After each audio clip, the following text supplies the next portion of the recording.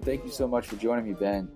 Really excited to talk about Cambium and everything it's doing in the space of carbon, architecture, landscaping, the lumber industry, and how it's maybe trying to disrupt sort of the traditional way the supply chains run. Like there's a lot of different areas of the economy that Cambium has its tentacles in. So before we kind of get into what Cambium Carbon is and everything you and the team are up to, talk a little bit about your journey up to this point. Like, how did you even, become founder of a company that transforms trees, right? Like, what was that journey like for you? Yeah, no, I appreciate that. And we definitely are working on a lot of different parts of, the economy and the climate transition. So the way I really came to that, this story is informed by many different waypoints. But for me, it really started just growing up with a really deep connection to the natural world. I grew up in a rural town in New Mexico, grew up surrounded by forests. And, from there,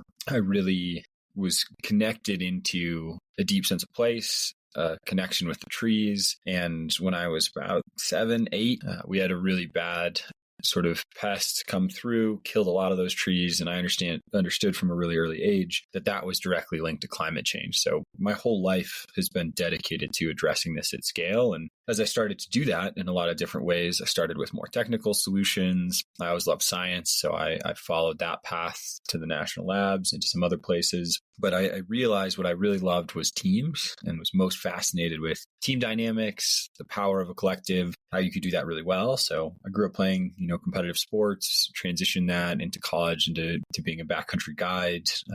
I got a lot of hours in leading and managing teams all through college, went to grad school. Sort of took that deep passion for climate science and understanding there, this real curiosity around teams and a lot of, hours cutting teeth, leading teams in pretty intense environments, and recognized, well, there's this completely overlooked problem in the wood space and in a way that could actually address climate change at scale. So that was also a space I was really familiar with. My dad is a construction worker and a carpenter, so I grew up around wood and was able to see all of these dots connect and started working on this solution. And it's been bigger and more exciting than I ever thought it would be. So really feeling very fortunate there. Talk a little bit about just the wood and lumber industry in general. Like you said, your dad was in the space a little bit, so maybe from afar you got to see a little bit. But when you wanted to start to get into starting Cambio, like what did you look at and assess the lumber industry as it was now, and what sort of holes did you find out? What are some of the facts and figures and things that kind of opened your eyes a bit to say, hey, there's a lot of inefficiencies here? It's a great question. One of the things that I always say is that, wood is one of the oldest industries. It's been around forever. We've built, a lot of different versions of our civilization on this planet with it. And we don't think about it. Most people use wood every single day. They live in a house surrounded by wood. They, are constantly actually touching and interacting with it, but they don't think about it. So that's one of the biggest things that I found in the industry and, as an opportunity is that there's no brands in lumber. If you look at pretty much every single other sector, there's a brand, there's a company that are leading with brand. In wood, that doesn't really exist. And that's one of the biggest things that we're working to transform and see as a real market inefficiency. A second nature of the beast is that it's a really old industry. It's one that is, legacy, has a lot of sort of old guard mentality to how it's built. And what we're really focused on is bringing technology into that space. And in particular, a real innovation and business model that can give you better unit economics, that is focused on utilizing a more fragmented production chain that gives you, a more dynamic ability to process and manufacture material. So those were some of the top level pieces. I think the other thing that we really noticed when we think about the carbon and climate perspective is that traditional forestry is focused on harvesting trees, treating them like a crop. And there's ways to do that really well. And there's ways to do that are really bad for planets, for our ecosystems as well. And what we realized is there was all of this unmanaged wood. So there's, 46 million tons of wood coming down in the US every year in and around cities. And the vast vast majority of that is being wasted and treated like a waste product. And so that's what we're all about, is changing that dynamic where instead of spending literally billions of dollars to throw wood away, we're saving that material. And then when you save that material and process it into something, you can keep more trees and forests. So it's a really exciting new value chain to be unlocking. It's challenging, but we're really energized by how it's going. So when somebody asks you like what Cambium does, right, or what it is, like how do you explain it to them from somebody that's outside of the sector? Like how do you go about, because again, you're starting to do a lot of like different things, and that and the application of what you guys are doing can fit in a lot of different areas, and it impacts different layers of the economy. But overall, how do you try to explain it to somebody, sort of the mission and vision? Yeah, it's a great question. Our goal is to really build supply chains for materials that are good for the planet. What that actually looks like is it means sourcing materials in a really responsible way. Largely, that means salvaging materials. It means processing those materials locally. So instead of extracting a material from a forest or from a field, shipping it, across an ocean, getting it processed there at really, really high volume, shipped back. Instead, we're focused on bringing that manufacturing back to the US. And it's something we really care about, is recreating and revitalizing jobs in and around American cities. And then ultimately, it's about connecting that material as regionally as possible. So if you think about this big movement in food, right, there's all of these new folks who are approaching things as like farm to table, connecting the communities that you're in. And it's amazing. It's great. It's better for our planet. It builds like identity. It's so powerful. We should be doing that with our materials too. We should be using species, you're in Kansas City, you should be using species of wood that are in and around Kansas City to do the same applications that you're doing today. And that's, largely possible. Not in every single application, but for the vast majority of wood, there's a relatively local species that can be plugged in that right now is being wasted. And that's a huge opportunity. So when you say, 46 million trees fall, let's say, that's quite a bit of inventory or potential inventory that you have access to. So how does it even start? Do you look at a city or region and say, hey, let's focus here on building our supply chain or our technical supply chain? Talk us, I guess, through a process of okay, like how do we go? There's 46 million trees. Like where do we start to develop our product line at? Sure. I guess just walk us through okay, trees fall down here in the Midwest. Is there a Cambium truck that picks up thousands of them, right? Brings them to a Cambium manufacturing facility? Is that a partner? And then what happens actually at the facility to turn that into potential flooring for homes? Obviously the potential is sort of endless, but kind of walk us through that process. Yeah, great question. So there's 46 million tons of biomass that comes from about 36 million trees. What that ends up looking like is it's material that's coming down when we build new buildings. Our cities are expanding, we take down trees. It comes from trees that are coming down in storms. Disasters are a bigger and bigger risk as climate change gets worse and worse. Those knock down trees all the time. Trees are living things. It's kind of hard to be a tree in a city oftentimes. And so trees age out. And then there's also loss of pests and diseases, things like emerald ash borer that come in and are killing lots and lots of trees in our city. So those are the primary drivers. And that creates a waste stream that is coming from a lot of different places. So the people who are actually dealing with that material are largely cities or arborists, tree care services that are going to do that tree removal, that are going to deal with that biomass. And largely today, they're going to mulch it or they're going to send it to a landfill. So they're going to take that material, dispose of it as cheaply and as efficiently as possible, but they're still paying to get rid of it.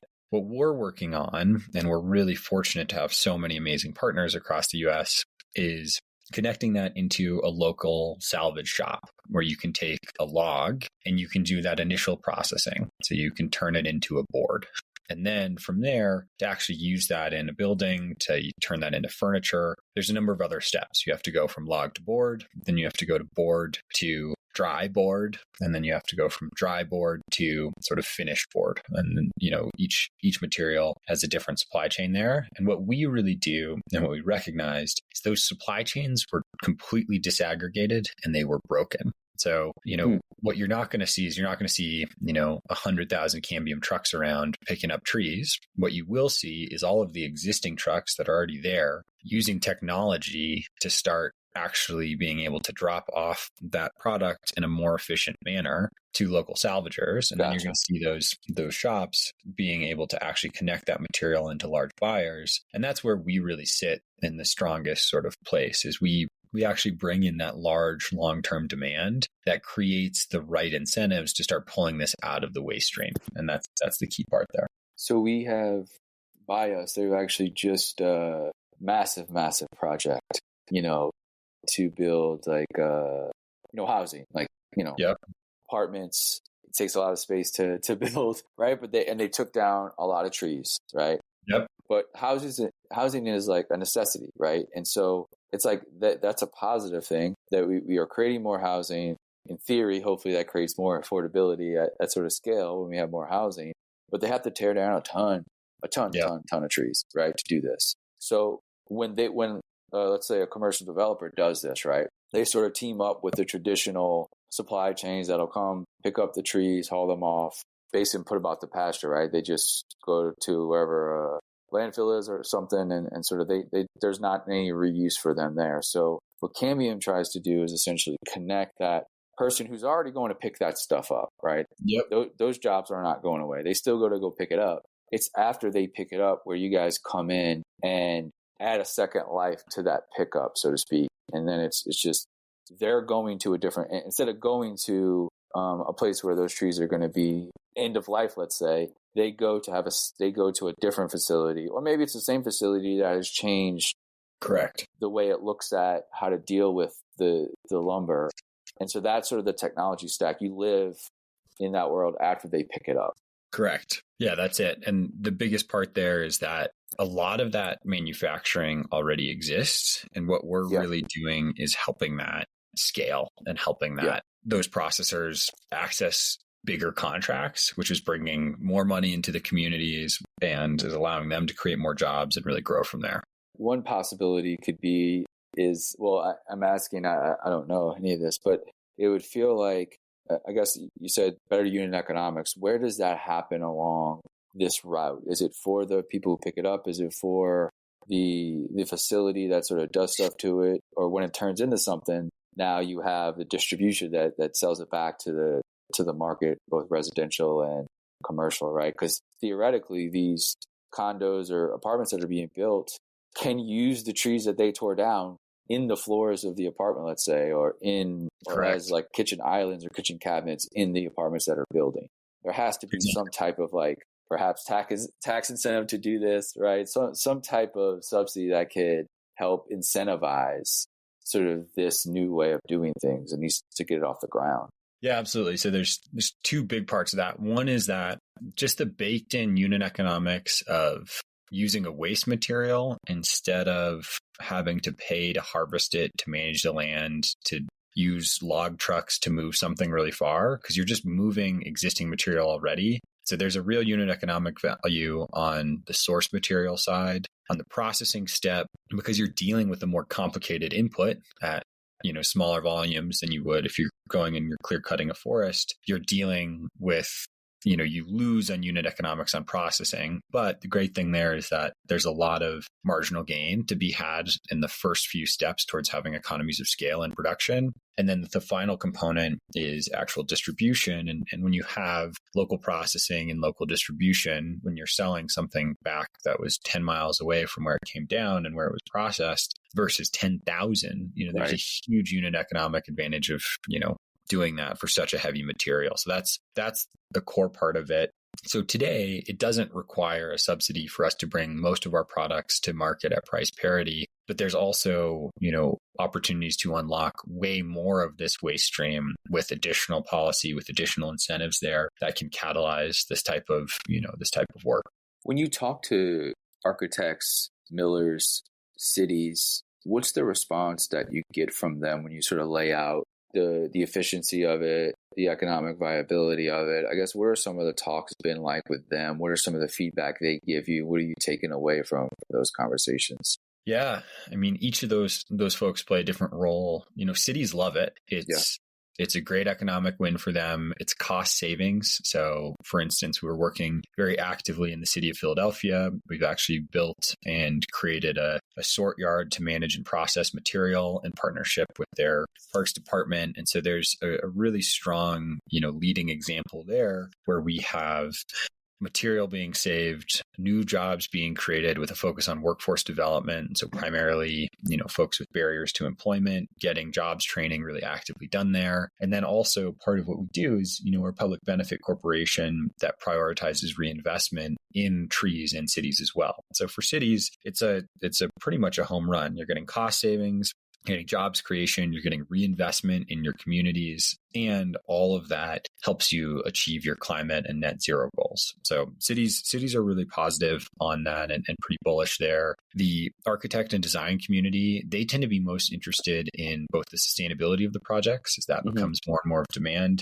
and also the storytelling capacity. Again, it's people love that. I think we as people actually care a lot about where we came from. We care about a lot of where we are. And we've had this, this economy over the last, 30 to 50 years that has pushed away from that. And I think we're really interested in actually having material in our spaces that we care about, that we feel connected to. And I think when you feel that connection, people care for it differently. So we often hear from architects and designers that when they use our wood, when they use carbon smart material, that's the thing that everybody talks about when they walk in. That's the piece of wood that they're talking about every single time because it's the story. It makes people feel something in the place. You mentioned some of the economic savings and stuff like that. What about, like, for lack of a better term, like the carbon savings? Yeah, absolutely. I mean, the biggest carbon driver is that when you take wood, which is embodied carbon, right? Trees have captured that, stored it, pulled it in, and you mulch it or you send it to landfill.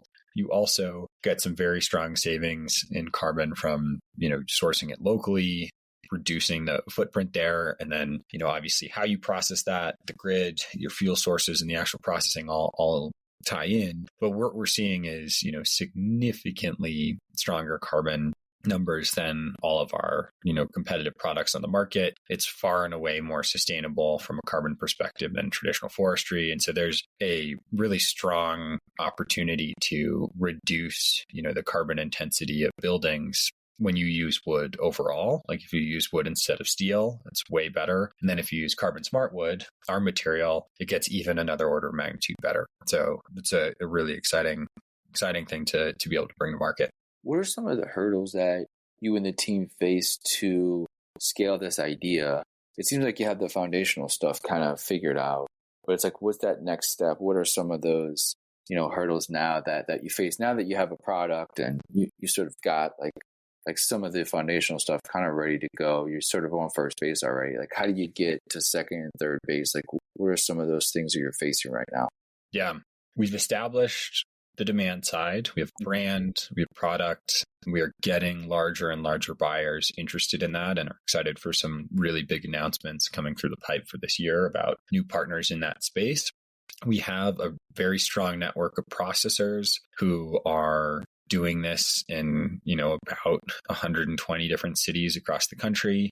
We have a set of sourcers who are connected into all of those processors in all of those cities. And we're partnered with a number of municipalities themselves to do this. And then we've got the technology built sort of to phase one where it's able to service the existing supply chain.